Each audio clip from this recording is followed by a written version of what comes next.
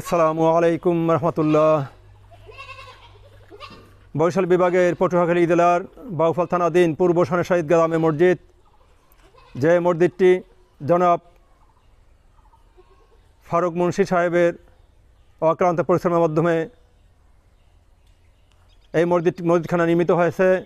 সাথে লক্ষ মুসল্লি তাদের দানের মাধ্যমে এই মসজিদটি নির্মিত। যে মসজিদটি ঐতিহ্যবাহী এবং অত্যন্ত সুনিপুণ এবং মনোরমভাবে তৈরি করা হয়েছে, যেই মসজিদটি না দেখলেই নয়, মসজিদে ঢুকলে আর বের হতে ইচ্ছে করে না, এত সুন্দর মনোরম পরিবেশে মসজিদটি নির্মাণ করা হয়েছে।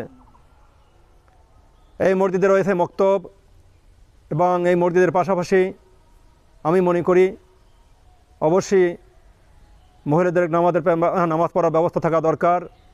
তাতে মসজিদে মহিলা আসুক বা না আসুক, অবশ্যই মসজিদে আলাদাভাবে মহিলাদের নামাজের ব্যবস্থা থাকা দরকার।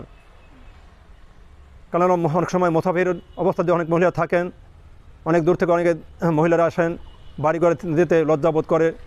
সেক্ষেত্রে অবশ্যই মসজিদে মহিলাদের জন্য নামাজের ব্যবস্থা থাকা অবশ্যই দরকার। যাই হোক, মহিলাদের নামাজের ব্যবস্থার জন্য নির্মাণ কাজ শুরু হবে।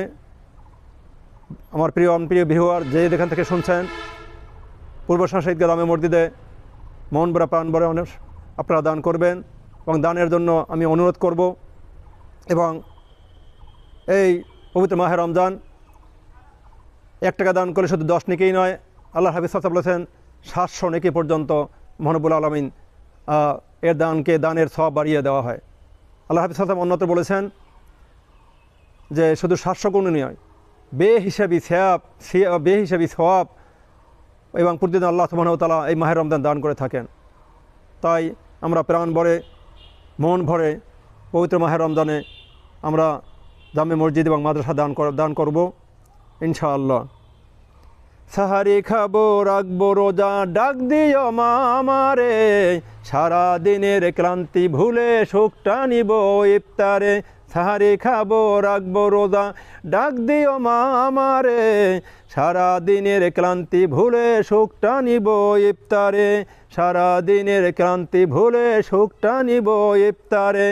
1 বছর পরে এলো পবিত্র রমজান, আকাশ বাতাস চাঁদ সিতারায় বইছে খুশির বান। 1 বছর পরে এলো পবিত্র রমজান, আকাশ বাতাস চাঁদ সিতারায় বইছে খুশির বান। পাপে তাপে ঝরবে গুনাহ মাগফিরাতের জোয়ারে, সারা দিনের ক্লান্তি ভুলে সুখটা নিব ইফতারে।